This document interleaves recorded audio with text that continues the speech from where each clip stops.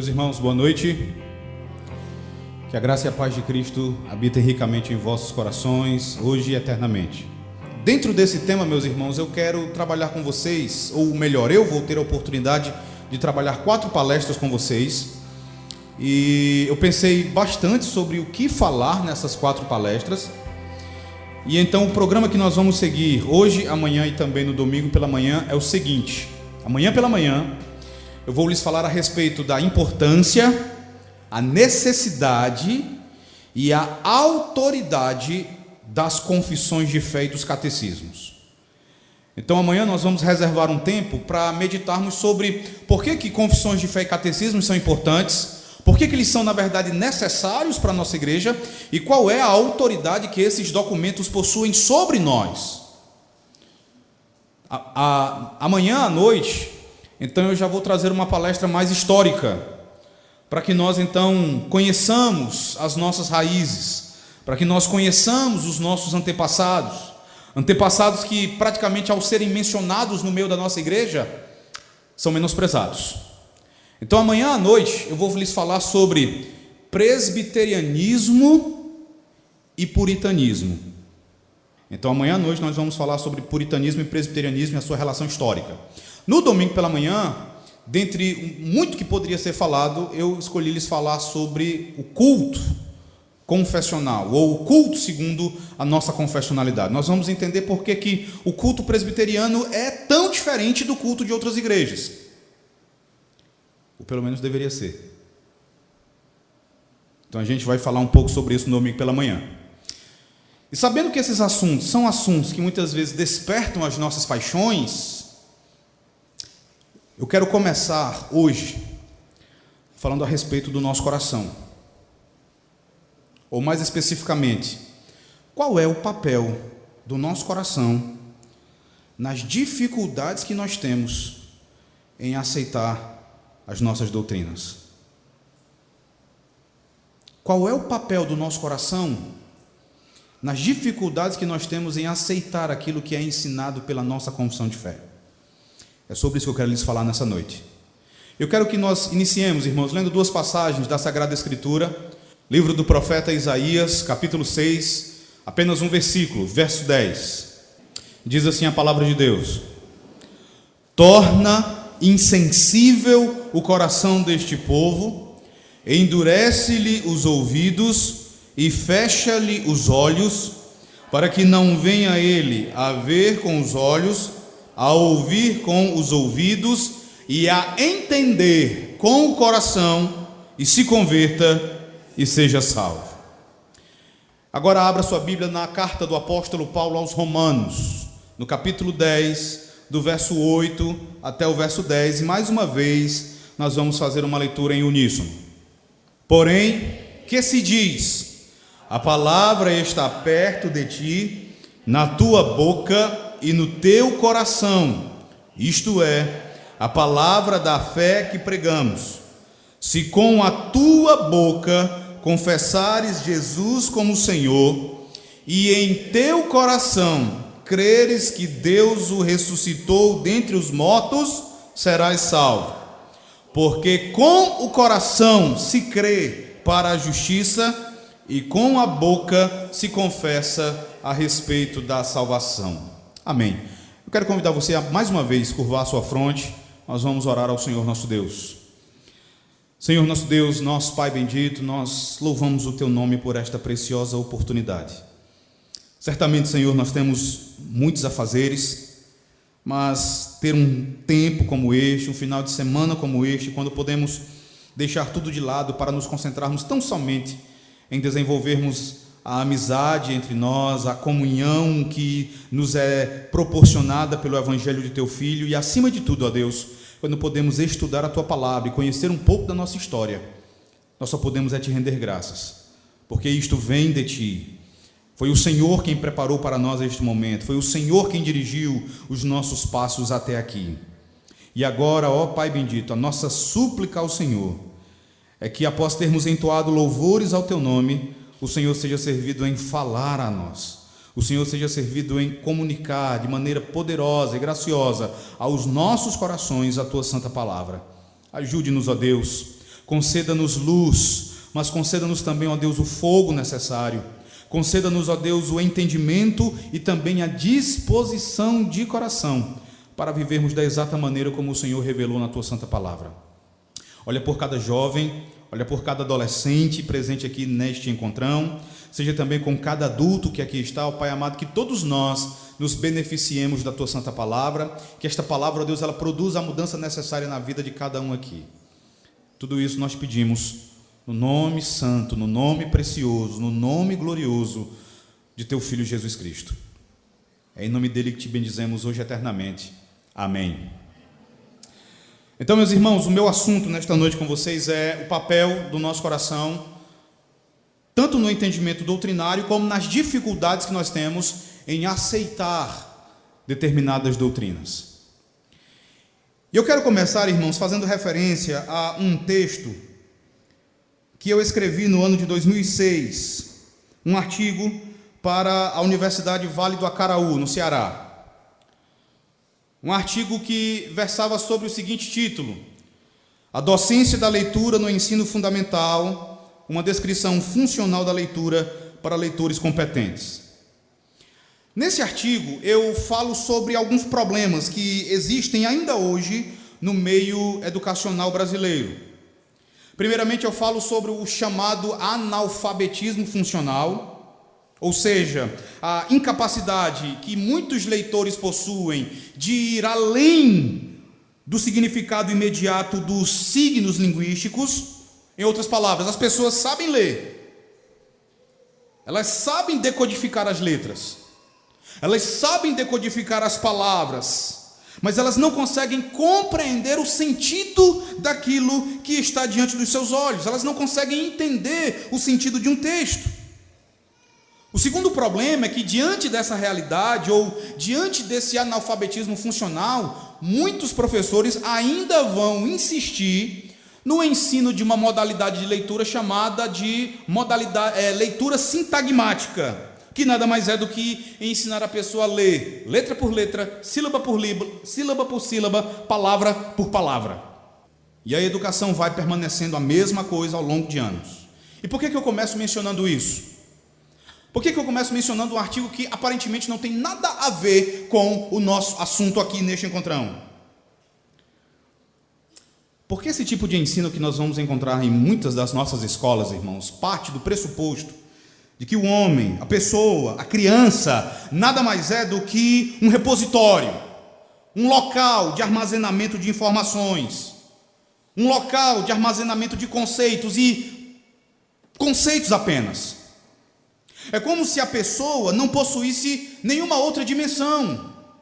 É como se a pessoa se resumisse à dimensão cognitiva, como se ela não possuísse afetos, como se ela não possuísse sentimentos, vontade, intelecto.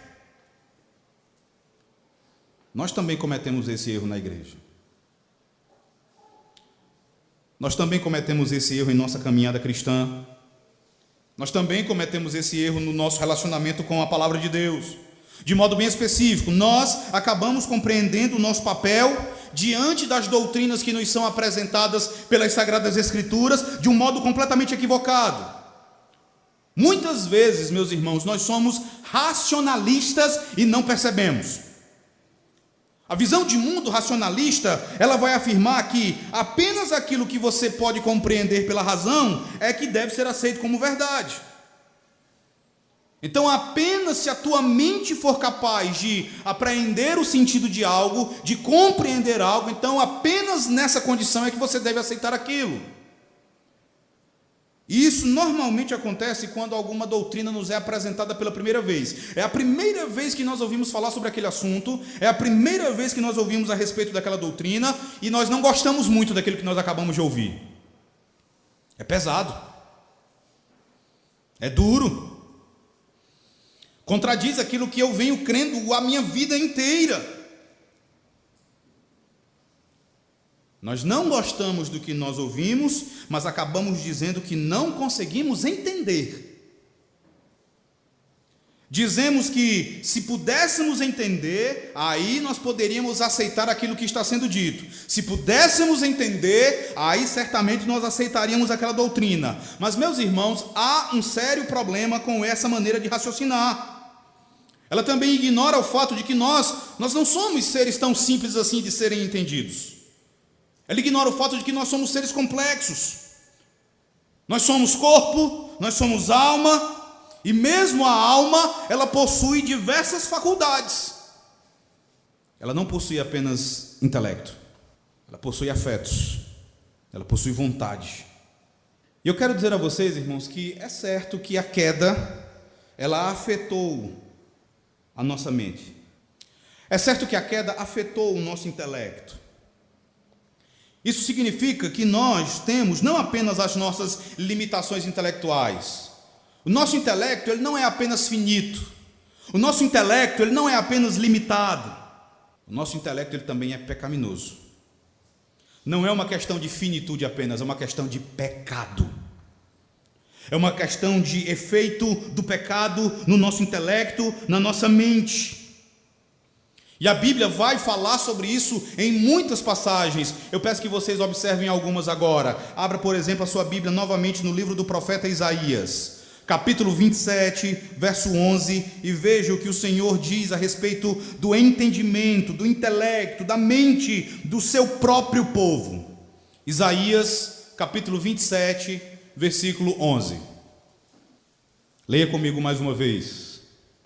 Diz assim: quando os seus ramos se secam, são quebrados. Então vêm as mulheres e lhes deitam fogo, porque este povo não é povo de quê? Não é povo de entendimento. Por isso, aquele que o fez não se compadecerá dele, e aquele que o formou não lhe perdoará. Veja que o próprio Deus diz: esse povo, ele não é povo de entendimento, parece que não pensa, parece que não consegue compreender as coisas. E se vocês observarem a mensagem de Isaías, vocês vão perceber, meus irmãos, que o profeta chega a comparar Israel aos animais irracionais, mostrando que os animais irracionais ainda estão em melhor condição do que o povo da aliança. Como? Abra no capítulo 1, veja o verso 3. Isaías capítulo 1, verso 3, leia comigo, diz assim: o boi e o jumento, o dono da sua manjedoura, mas Israel não tem conhecimento, o meu povo. Está feia a situação, né? O boi conhece o seu possuidor, o jumento conhece o dono da sua manjedoura, mas o meu povo não me conhece. Eu acredito que, se não todos, pelo menos muitos de vocês já ouviram falar que Martinho Lutero, o grande reformador, ele era aquilo que nós gostamos de dizer, ele não tinha tanta papa na língua. Ele não tinha medo de usar certas afirmações.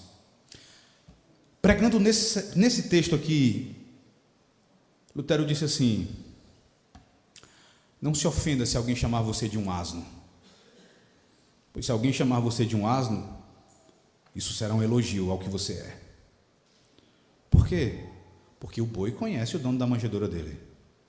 O povo da aliança não conhece o Senhor. Veja também o que o apóstolo Paulo disse. Veja como ele fala da dificuldade que as pessoas têm em entenderem. Abra sua Bíblia novamente na carta aos Romanos, no capítulo 3, do verso 10 ao verso 11. Romanos, capítulo 3, verso 10 e verso 11. Romanos 3, verso 10 e verso 11 diz assim, vamos ler mais uma vez todos a uma só voz. Como está escrito: não há justo, nenhum sequer, não há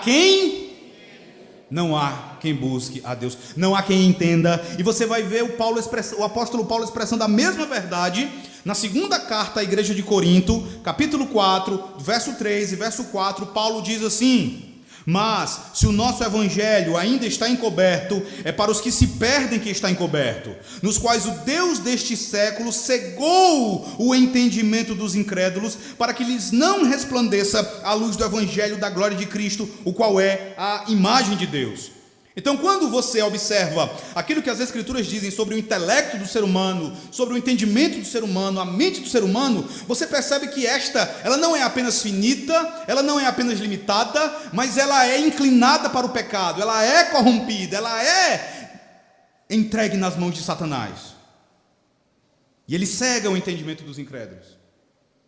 Então, certamente, o entendimento, o intelecto foi afetado pelo pecado. Mas a grande questão que eu quero destacar aqui, meus irmãos, é que nós não nos resumimos ao intelecto. A nossa dificuldade, ela não é apenas cognitiva, ela não é apenas intelectual. A verdade mais básica a respeito dos efeitos da queda do ser humano é que o pecado, ele causou um enorme estrago no lugar mais profundo do ser humano, no lugar mais íntimo da pessoa.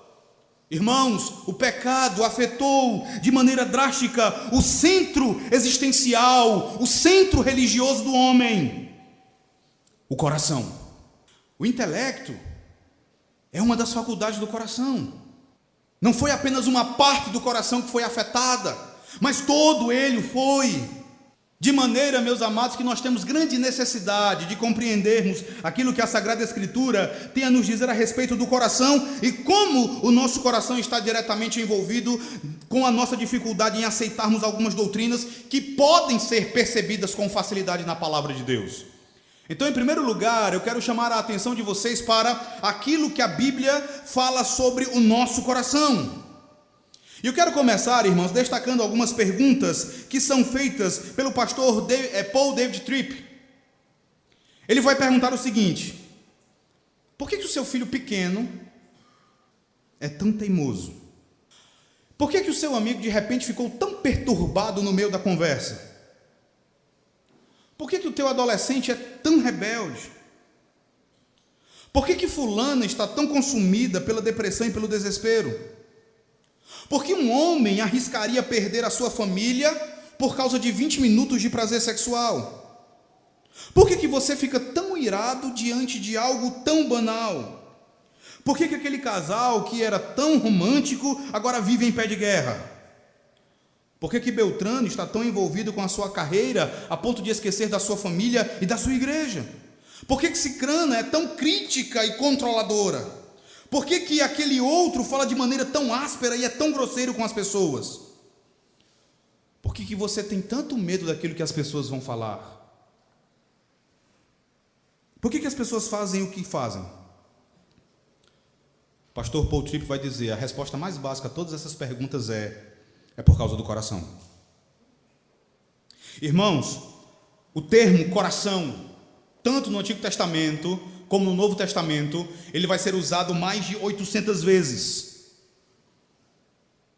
Então, o coração é um tema abundante na Escritura, não obstante, é um tema sobre o qual há muita confusão.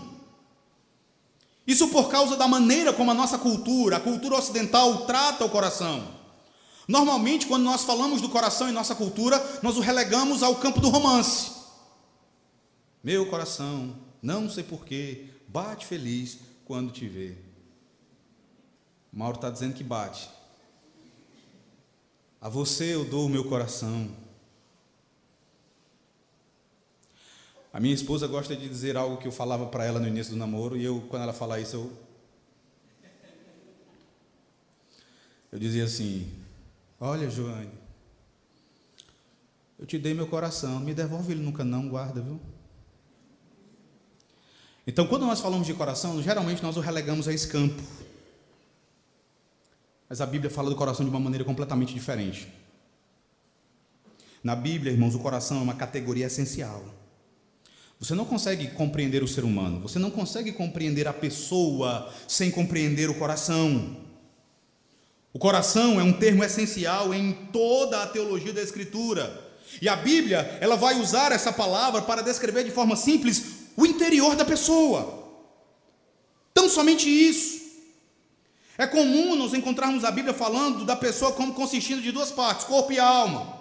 A alma seria esse interior. A alma pode ser equalizada ao coração. O coração humano vai abranger todos os outros termos e todas as outras funções usadas para descrever o seu interior: espírito, alma, mente, emoções, vontade, paixões, crenças, memória, imaginação, anseios, desejos. Tudo isso pode ser falado como descrições do que é o coração humano. Quando você fala de afetos, você não está falando de algo diferente do coração. Quando você fala de intelecto, você não está falando de algo diferente do coração. Todos esses termos descrevem o que é o coração de acordo com a Bíblia. Nós cantamos o Salmo 103 aqui. O Salmo 103 ele vai dizer: bendize, ó minha alma, ao Senhor. Quando o salmista escreve isso, ele está falando consigo mesmo, com o seu ser mais interior, com o seu homem mais interior. Ele está falando ao seu coração, dizendo ao seu coração que a única coisa que lhe é proibida é o perverso esquecimento de todos os benefícios que ele recebeu da parte do Senhor Deus.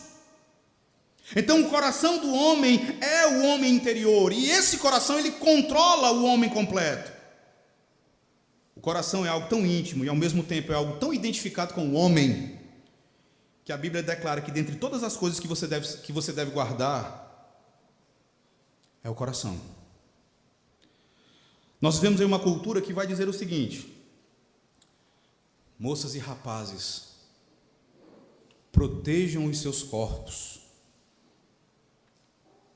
protejam a intimidade dos corpos de vocês, não exponham a intimidade de vocês. E isso tem sim de ser dito, mas é preciso entender que quando alguém não se guarda, que quando alguém expõe o seu corpo desnecessariamente, que quando alguém, por exemplo, sai pelas redes sociais, quando uma moça sai pelas redes sociais postando foto de biquíni, quando um rapaz sai pelas redes sociais postando foto de sunga, essa é uma questão do coração. Isso revela o coração. Então é preciso dizer para que vocês guardem a intimidade de vocês, para que vocês guardem os corpos de vocês, mas mais básico que isso, a Bíblia diz: dentre tudo que se deve guardar, guarde o coração, porque é do coração que procedem o quê? As fontes da vida.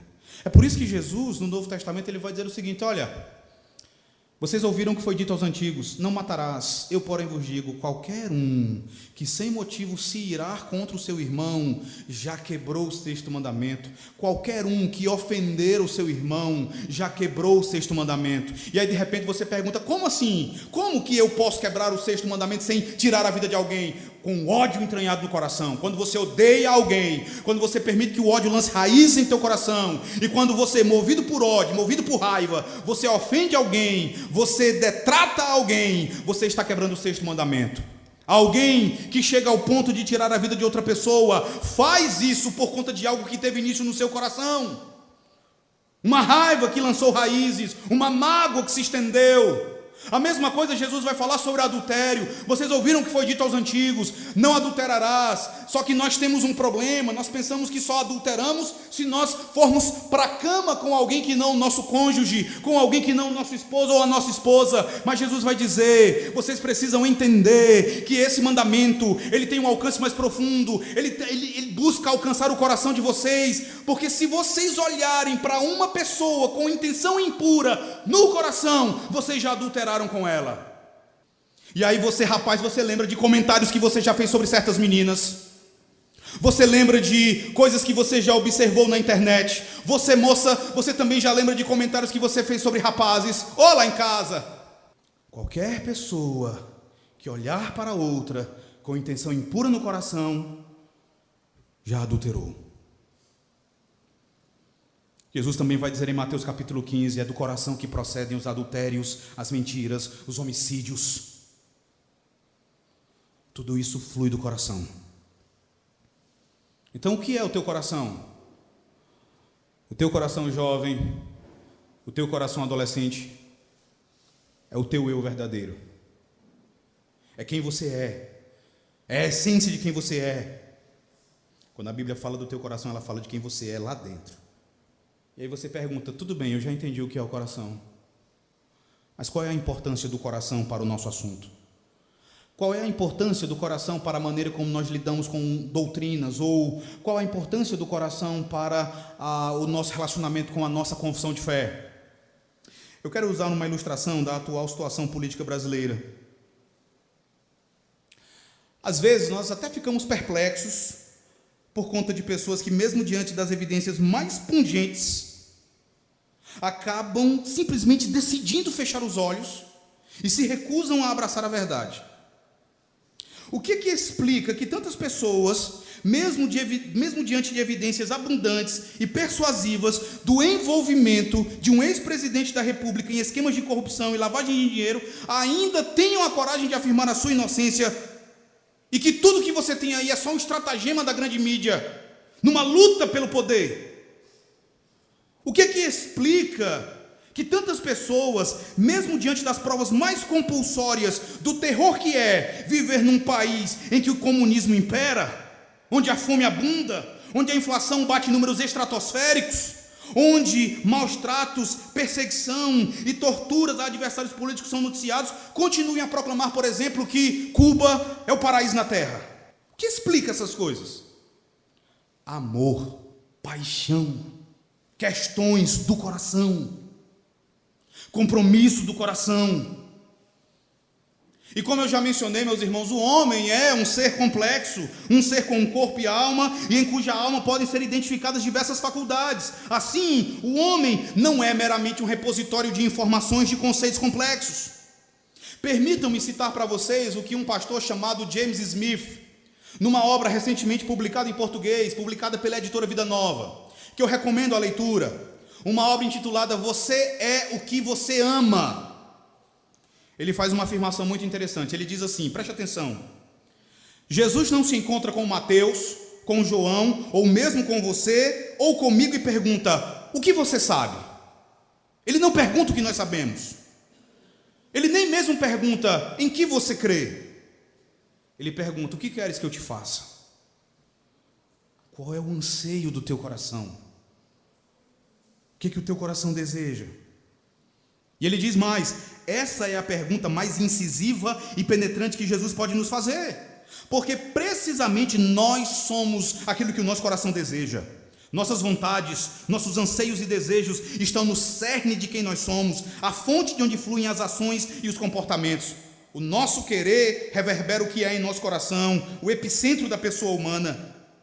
Assim, o discipulado diz mais respeito a desejar, ansiar, do que a conhecer e crer. A ordem de Jesus para que o sigamos é um chamado a não apenas crermos em certas doutrinas, mas a alinharmos os nossos amores e os compromissos do nosso coração aos dele. É querer o que ele quer, desejar o que ele deseja, ansiar o que ele anseia e almejar por um mundo onde ele é tudo em todas as coisas. Irmãos, por favor, não entendam aqui que há qualquer palavra no sentido de diminuirmos a importância do conhecimento. Não há aqui qualquer palavra sobre desprezarmos o pensamento ou o aspecto cognitivo do nosso relacionamento com Deus e com a sua palavra. Nós presbiterianos, nós somos bem conhecidos pelo valor que nós damos ao estudo. Nós somos bem conhecidos pelo valor que nós damos ao conhecimento bíblico, ao conhecimento teológico. Então, em nenhum momento isso aqui está sendo diminuído.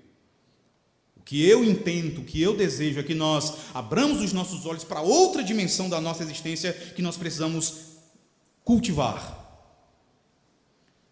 O que está sendo dito aqui é que é preciso compreender que seguir a Cristo envolve, além do nosso intelecto, envolve os nossos desejos. Seguir a Cristo envolve os anseios mais profundos do nosso coração. O que você jovem e você adolescente, o que vocês precisam entender é que os amores que vocês têm em seus corações exercem grande influência sobre vocês. Aquilo que vocês amam tem influência direta sobre o teu conhecimento de Cristo e sobre como você se comporta em relação à sua confissão de fé. Isso fica bem claro quando você observa as palavras do apóstolo Paulo em Filipenses. Abra lá a sua Bíblia, do capítulo 1, verso 9, do verso 9 até o verso 11. Filipenses, capítulo 1, do verso 9 ao verso 11. Percebam como Paulo vai unir as duas coisas aqui: conhecimento e amor. Filipenses 1, do verso 9 ao verso 11. Leiamos todos juntos mais uma vez. Diz assim: e também faço esta oração, que o vosso amor aumente mais e mais em pleno conhecimento e toda a percepção, para aprovardes as coisas excelentes e serdes sinceros e inculpáveis no dia de Cristo, cheios do fruto de justiça, o qual é, mediante Jesus Cristo, para a glória e louvor de Deus.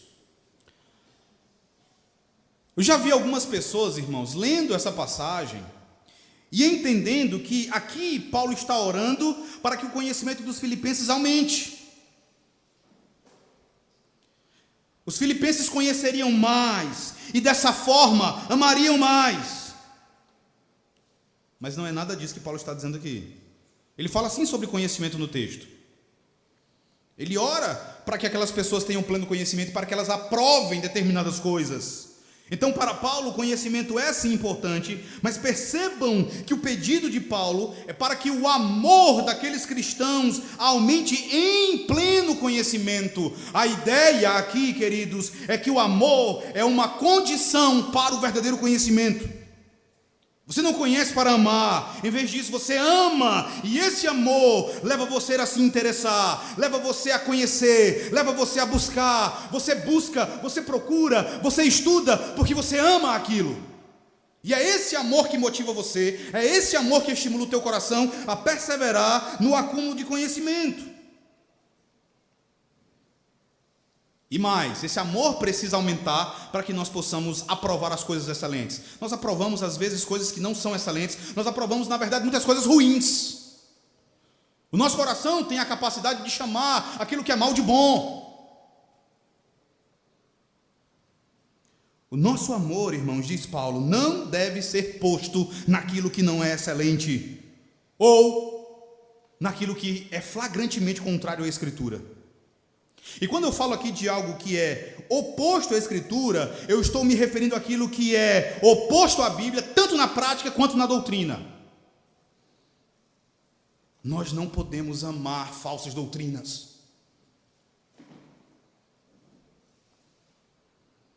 Mais uma vez, permitam-me citar o pastor James Smith. Ele faz mais uma afirmação que precisa nos fazer refletir seriamente. Ele vai dizer assim: nós temos aqui em ação um modelo bastante diferente da pessoa humana. Em lugar do modelo racionalista e intelectualista, que implica que você é aquilo que pensa, Paulo vai sinalizar uma convicção bem diferente: você é aquilo que você ama. E se, em vez de partirmos do pressuposto de que os seres humanos são coisas pensantes, partirmos da convicção de que eles são, antes de tudo, amantes? E se você não for definido por aquilo que sabe, mas por aquilo que deseja, por aquilo que ama? Então, meus irmãos, entendam, no que diz respeito ao nosso relacionamento com a Escritura, e principalmente no que diz respeito ao nosso tema, naquilo que concerne ao nosso relacionamento com doutrinas extraídas das nossas confissões, as nossas afeições exercem grande influência. As nossas afeições influenciam a maneira como nós aceitamos ou como nós rejeitamos determinadas doutrinas que são características nossas. Muitos de vocês são ovelhas do Dorisvan. Os demais certamente já conviveram com ele em ocasiões, e certamente eu creio que já ouviram falar sobre um pastor americano chamado Jonathan Edwards. Jonathan Edwards, ele fez uma afirmação na sua obra mais famosa, um tratado sobre as afeições religiosas, e ele vai dizer o seguinte: a verdadeira religião consiste, em grande medida, em afeições santas. A passagem de Romanos que nós lemos lá no início, no capítulo 10, fala sobre isso. Ela nos ensina isso claramente. A verdadeira religião, em grande medida, ela consiste de afeições santas. Voltem para Romanos 10. Vejam como isso aparece lá no texto. Romanos 10, verso 9 e verso 10. Mais uma vez vamos ler juntos. Diz assim: se com a tua boca confessares Jesus como Senhor, e com o quê? Creres que Deus o ressuscitou dentre os mortos, porque com o coração se crê para a justiça, e com a boca... Não basta que você venha à frente e simplesmente responda algumas perguntas dizendo: creio, prometo. Aquilo que a tua boca expressa precisa ser experimentado no coração.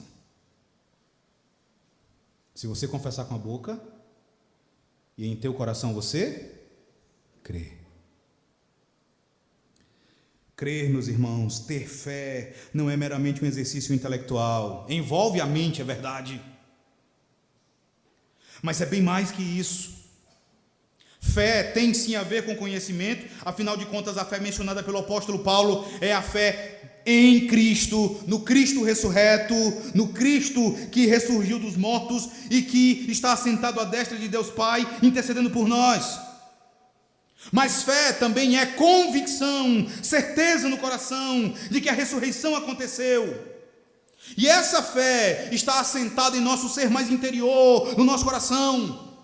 Percebam que fé não é meramente uma atividade da mente, não é apenas uma atividade dos lábios, é antes de qualquer coisa uma convicção do coração. É uma certeza do coração. O seu coração se enternece diante das verdades de que Cristo, Ele assumiu a tua natureza, cumpriu a lei por você, sofreu por você, morreu por você e ressuscitou para a tua justificação. O teu coração, ele compreende isso, ele apreende o sentido dessas doutrinas e ele se regozija, ele se alegra, ele fica enternecido, ele se quebranta diante dessa verdade. Então eu quero dizer a vocês, é possível que vocês já tenham lido alguma coisa na nossa confissão de fé, é possível que vocês já tenham ouvido os seus pastores dizerem algo que está na nossa confissão de fé e vocês terem reagido assim: eu não aceito isso. De onde vem isso? A nossa dificuldade com algumas doutrinas, irmãos, ela não está relacionada à nossa dificuldade em compreender a lógica delas. Eu estou convicto, meus irmãos, de que a nossa maior dificuldade em relação a algumas doutrinas não é de natureza cognitiva. A nossa maior dificuldade, na realidade, é de natureza afetiva. Não se trata tanto da dificuldade de compreender certos enunciados. Sim, existem certas doutrinas que são difíceis. Existem certas doutrinas que são complexas. Mas a dificuldade não está nisso em primeiro lugar. A dificuldade está no nosso coração. Nós resolvemos em nosso coração não abraçar essas doutrinas. Nós resolvemos em nosso coração não aceitá-las. Tanto é assim que às vezes aquele irmão quer explicar para você e você diz: não quero nem ouvir. É o coração. Pense, por exemplo, na repulsa que os arminianos sentem pela doutrina da predestinação. Não é que eles não entendam a doutrina da predestinação. Você vai encontrar arminianos que entendem a lógica da predestinação melhor até do que alguns calvinistas. Mas eles não aceitam essa doutrina. Em seus corações eles odeiam essa doutrina. E pode ser, irmãos, que algo semelhante a isso aconteça em nossos corações. Quando nós nos deparamos a alguns conceitos, a algumas doutrinas, a algumas afirmações confessionais, nós somos limitados intelectualmente, é verdade. Não obstante, o nosso coração ele é em Adão e por natureza ele é indisposto. O nosso coração é rebelde, o nosso coração é contrário à verdade revelada do Senhor. Então entendam, doutrinas, irmãos, não são meros conceitos que nossas mentes decodificam. Doutrinas são conceitos que nossos corações ou amam ou odeiam. Doutrinas implicam em crença, e crer não é apenas discernir a lógica de um postulado. Crer é aceitar com o coração e fundamentar o todo da vida naquela verdade.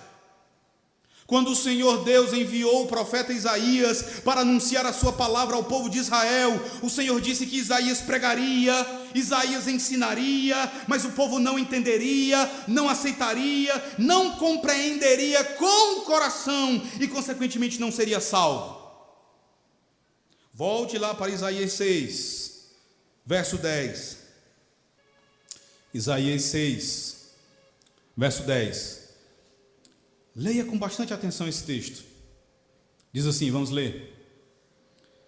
Torna insensível o coração deste povo, endurece-lhe os ouvidos e fecha-lhe os olhos, para que não venha ele a ver com os olhos, a ouvir com os ouvidos e a entender com o coração, e se converta e seja salvo.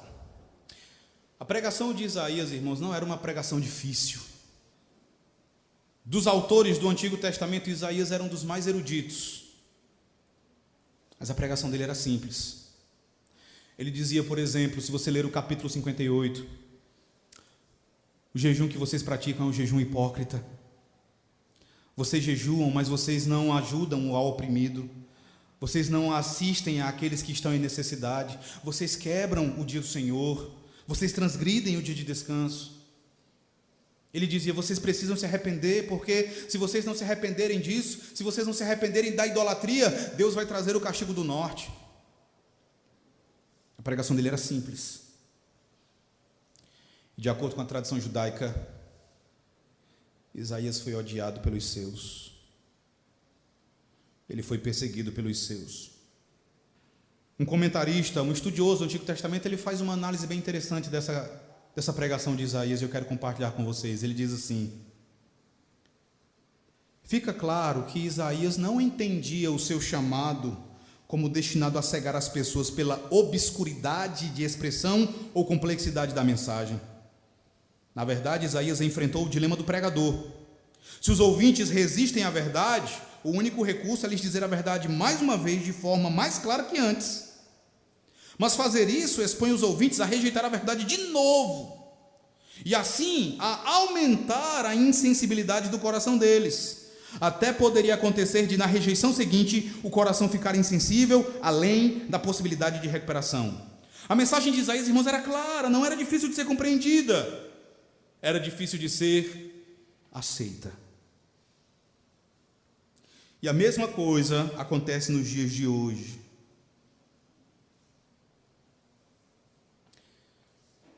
Tente se identificar com a seguinte cena.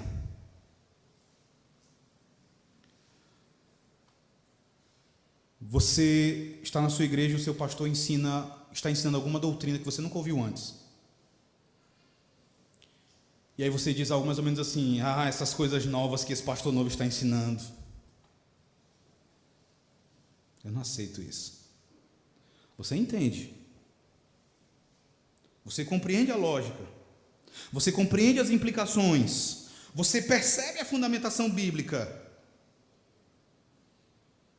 Ele não apresenta mensagens obscuras, ele se esforça por pregar de maneira suficientemente clara, mas mesmo assim é possível que o coração rejeite o que é pregado. E quanto mais ele fala, mais o coração se fecha. Então, mais uma vez, irmãos, a questão não é de natureza cognitiva ou intelectual, é afetiva, é uma questão do coração. Eu li recentemente um livro, esse livro ele ainda vai ser publicado em português, vai sair agora no segundo semestre. O título do livro é 12 maneiras como o seu smartphone está mudando você. Eu recomendo, viu? Na verdade, eu acho que eu não vou recomendar não, porque eu sei que aqui ninguém gosta muito de smartphone, né? Leiam. Quando esse livro sair, leiam.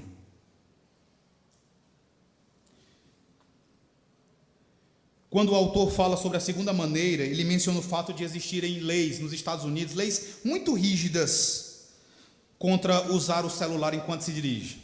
E aqui eu sei que ninguém usa o celular enquanto está dirigindo. Ele vai dizer que nos Estados Unidos existem leis muito rígidas contra isso. Então essas leis foram criadas em 46 dos 50 estados americanos, por causa do alto índice de acidentes provocados pelo uso do celular ao volante. Então, assim, eram muitos acidentes, um número exorbitante, e 46 estados resolveram criar essas leis para tentar frear isso. Ele vai dizer o seguinte: o inusitado é que após a criação dessas leis, o número de acidentes aumentou. As leis que foram criadas, em vez de diminuírem os acidentes, acabaram servindo como catalisadores para que o aumento do número de acidentes acontecesse. Aí ele pergunta: como explicar isso? Ele faz uma afirmação simples, mas suficientemente verdadeira. Ele vai dizer assim: leis não são capazes de parar aquilo que a Escritura discute como uma questão do coração.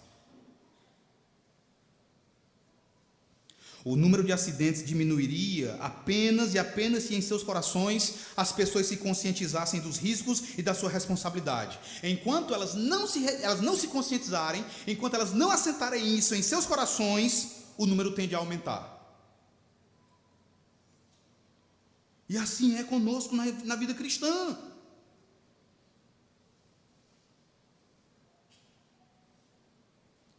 Nós podemos observar duas passagens do Evangelho de João como estudos de caso dessa doutrina. Primeiramente, irmãos, abram as suas Bíblias no Evangelho de João, no capítulo 6 e no verso 60. Vejam a reação de muitos dos discípulos de Cristo à pregação dele, que era uma pregação clara, tão clara que os judeus entenderam o que ele estava dizendo. João capítulo 6, verso 60. João 6, verso 60, diz assim, vamos ler. Muitos dos seus discípulos, tendo ouvido tais palavras, disseram: duro é este discurso, quem o pode ouvir? Irmãos, mais uma vez, as palavras de Jesus nos versículos anteriores foram suficientemente claras. Ele era o pão vivo que desceu do céu. Quem comesse da sua carne teria vida. Quem o rejeitasse morreria. As palavras de Cristo não foram difíceis de serem compreendidas. Elas foram difíceis de serem amadas. Elas foram difíceis de serem aceitas. Jesus vai contra a afirmação que é feita aqui no verso 63. Veja aí. Quando ele vai dizer que as palavras que ele havia dito eram espírito e eram vida. Não eram palavras duras, não eram palavras ruins, eram palavras espirituais e eram palavras doadoras de vida. Então, a pregação de Cristo não era difícil de ser entendida, era difícil de ser engolida. Abra também no capítulo 8, do verso 53 ao verso 59. Aqui Jesus ele faz uso da famosa fórmula eu sou, a fórmula que Deus usa para se revelar a Moisés lá em Êxodo capítulo 3. Foi dessa maneira que Deus se revelou como Deus a Moisés. Então quando Jesus diz isso aqui no verso 58, irmãos, ele está se revelando como o Deus revelado no Antigo Testamento. Ele está se revelando como aquele que é Deus. Ele está ensinando a doutrina da sua preexistência. Ele não era meramente um descendente humano de Abraão. Muito pelo contrário. Ele, Jesus, era o Deus de Abraão. O Deus eterno que já era antes de Abraão vir à existência. Sabem o que é mais interessante nessa passagem? É que os judeus entenderam perfeitamente o que Jesus estava dizendo. A reação dos judeus do verso 59 é uma evidência pungente de que eles entenderam que aqui Cristo estava ensinando a doutrina da sua preexistência e da sua divindade. Se você abrir a sua Bíblia, você pode fazer isso posteriormente, mas se você abrir a Escritura em Levítico, capítulo 24, do verso 10 ao verso 16, você vai ver que apedrejamento é a pena para o pecado da blasfêmia, e dentro do conceito de blasfêmia para os judeus está o fazer-se igual a Deus. Então os judeus entenderam o que Jesus tinha afirmado, mas eles odiaram o que Jesus tinha afirmado. Os corações deles não amaram aquilo que Jesus afirmou.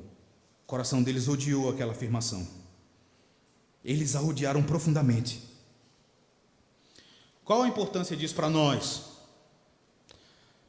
Todos nós estamos sujeitos a cair nisso. E pode ser que em muitas ocasiões tenhamos caído nisso aqui. Será, irmãos, que em muitas ocasiões não é exatamente isso que tem ocorrido conosco? O que nos leva muitas vezes a dizer: eu não concordo, eu não aceito o que está sendo ensinado? Eu lembro uma vez de uma discussão que eu tive com um arminiano. A gente discutindo, e até que ele chegou ao ponto de dizer assim: mas a doutrina da predestinação não pode ser verdadeira. Por quê? Eles, por causa do véu. Que véu? O véu do templo que se rasgou de alto a baixo. Eu disse: o que tem a ver o véu com a doutrina da predestinação? Aí ele deu um checkmate. Ele disse: não sei, me diga você.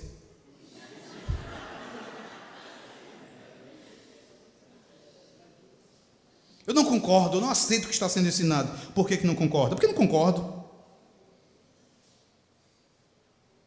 Eu quero perguntar a vocês: as objeções que vocês têm são bíblicas? São objeções bíblicas? Eu não concordo, porque a Escritura ensina isso, ensina aquilo outro.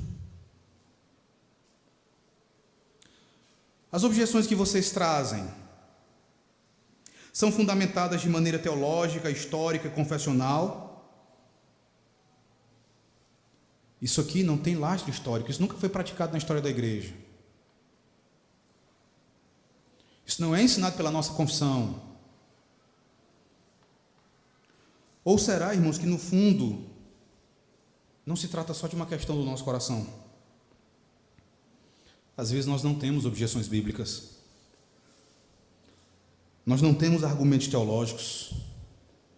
Nós não temos fatos históricos baseados na interpretação da cristandade. O que nós temos é a paixão. O que nós temos é o compromisso a priori dos nossos corações. Nós amamos aquilo. Nós nos comprometemos com aquela forma de pensar. Toda a nossa vida foi construída sobre aquele fundamento. A gente foi ensinado disso desde pequeno. A gente creu nisso a vida toda. E de repente vem alguém e começa a dizer algo diferente daquilo que a gente ouviu o tempo todo, que é oposto ao que a gente ama, o que a gente ouviu a vida toda. Irmãos, e preste atenção numa coisa. Ouvi um escritor brasileiro que disse assim: o oposto do amor não é o ódio, o oposto do amor é a indiferença. Já devem ter lido isso. O oposto do amor não é o ódio. Ódio é uma função do amor. Como assim? Quando alguém ameaça aquilo que você mais ama, como é que você reage? Quando alguém ameaça aquilo que você mais ama, você reage com fúria. Quando algo ameaça aquilo que é objeto do nosso amor, nós reagimos. Queridos jovens, isso tudo é muito sério e deve produzir em nós séria reflexão.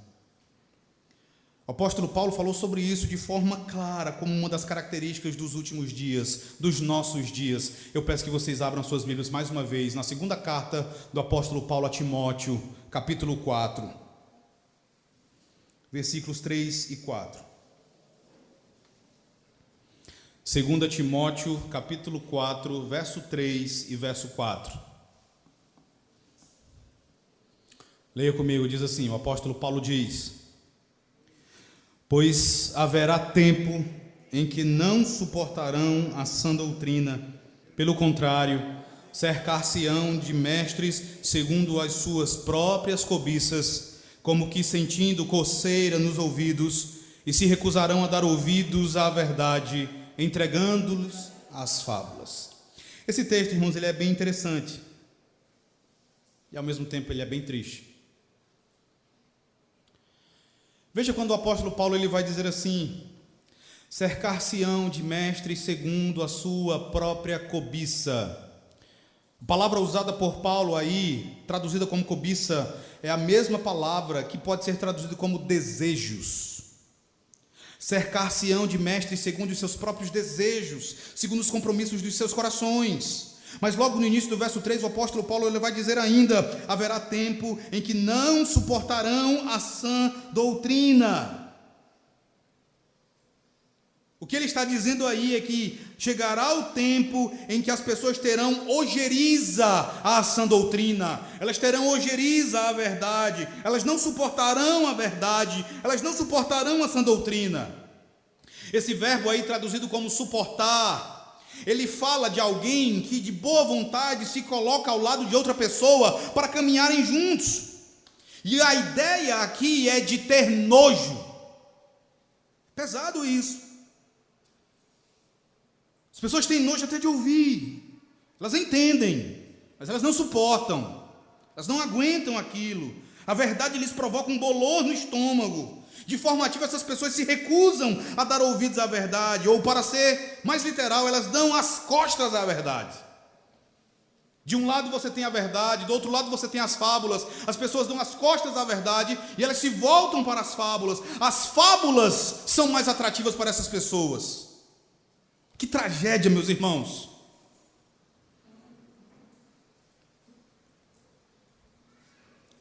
Por que eu resolvi iniciar as preleções com essa mensagem?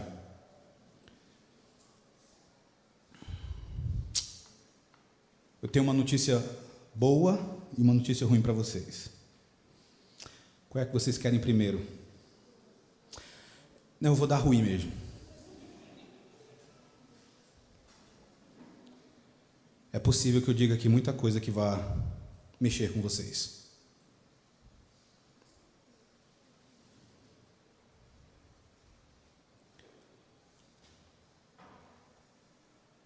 Que eu vá zangar vocês, é possível que isso aconteça nos próximos dias.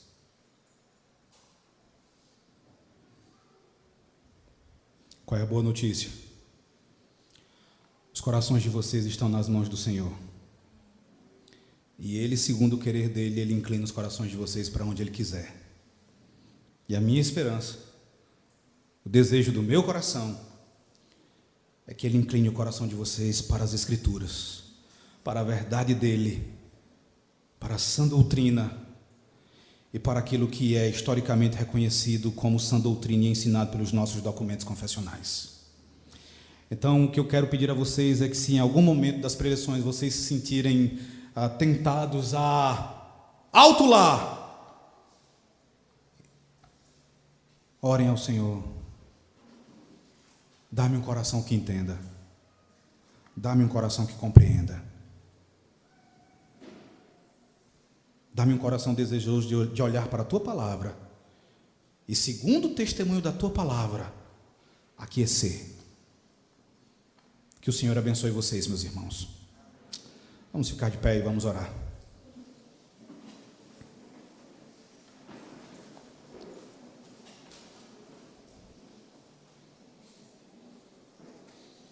Curve a sua fronte. Vamos orar. Senhor nosso Deus, nós saímos de nossas casas, nós deixamos, ó Deus, as nossas cidades e nos dirigimos até aqui com expectativas que só o Senhor conhece. E é possível, ó Pai amado, que nestes dias nós sejamos seriamente confrontados com a Tua Santa Palavra. Nós somos o Teu povo, Senhor. Por isso a súplica que nós fazemos ao Senhor é que Tu não permitas que nos comportemos igual ao Teu povo de Israel. Dá-nos coração que entenda. Dá-nos coração que compreenda. Dá-nos, ó Deus, coração que ame a verdade, que ame a sã doutrina, que tenha prazer, ó Deus, em ouvir acerca da nossa história, que tenha grande regozijo e grande alegria, ó Deus, em ouvir acerca daqueles que nos precederam, que lutaram pela verdade, que batalharam diligentemente pela fé, uma vez por todas entregue aos santos. Estes jovens e adolescentes que aqui estão, ó Deus, e que conhecerão a nossa identidade, a nossa história como cristãos reformados, como presbiterianos, ó Deus, que eles se alegrem, não por causa de qualquer mérito nosso, mas porque tudo aquilo que a história testemunha, ó Deus, nada mais é do que um testemunho da ação da Tua graça soberana. E que assim, ó Deus, nós nos deleitemos nela, na Tua graça e na Tua boa mão, nos conduzindo até aqui. Que estes corações que aqui estão, ó Deus, que o Senhor os tome e que o Senhor os incline em direção à tua palavra e à piedade. É no nome de teu Filho Jesus Cristo que nós choramos e te bendizemos hoje eternamente. Amém, Senhor. Amém. Podemos assentar, irmãos. Fiquem em pé.